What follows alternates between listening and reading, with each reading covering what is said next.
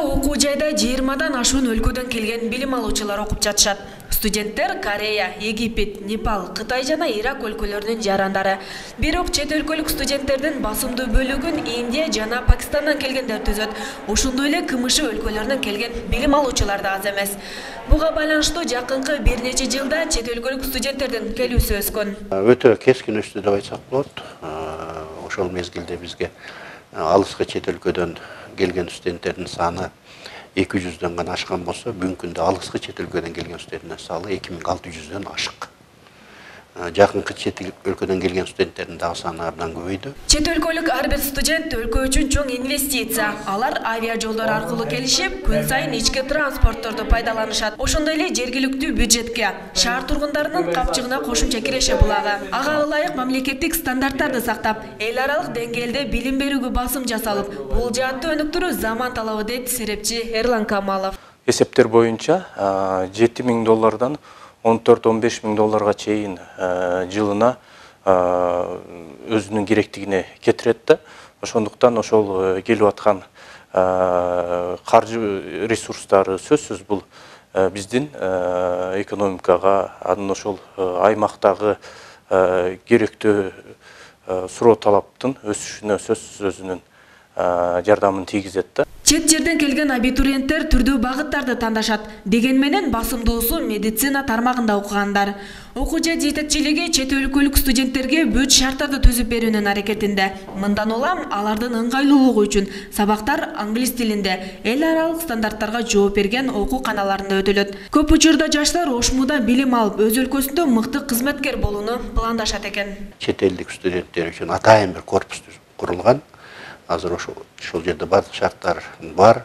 Андан сырткары медициналык клиникабыз дагы, окуу процесси үчүн дагы, алардын ден соолугу үчүн дагы кызмат кылып атат чет элдиктер үчүн.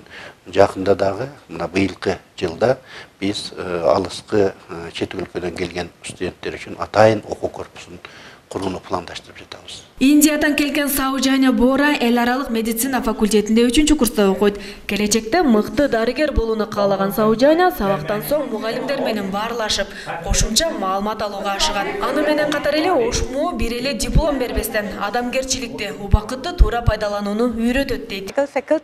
Мага өзгөчө окуу жайдын модулдук системасы жагат. Мисалы, ар бир предметтен 3-4 сабактан кийин текшерүүшүн өткөрөбүз. Андан кийин 7-8 сабактан кийин модул тапшырабыз. Модулда бир аз баабыз төмөн болуп калса, кошумча суралып, мугалимдер тарабынан суроолор берилет. Ошолорго жооп берип, кошумча баа алганга мүмкүнчүлүк бар. Бул жака келгенден бери менде жакшы өзгөрүүлөр болду.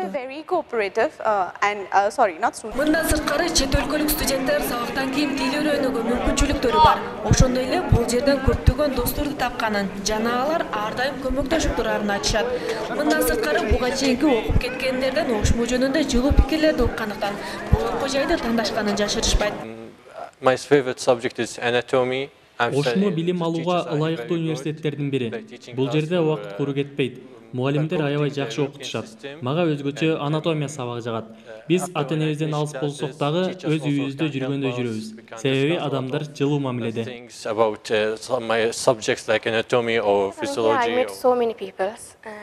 Мен бул жерге Шри-Ланкадан келдим. Окуу жайда дүйнөлүк стандартка жооп берген билим берүү болгондуктан ушул университетти тандап алдым. Мында сабактар кызыктуу өтүлөт. Сабактан кийин түшүнбөгөн суроолорубуз болсо мугалимдерге кайрылабыз.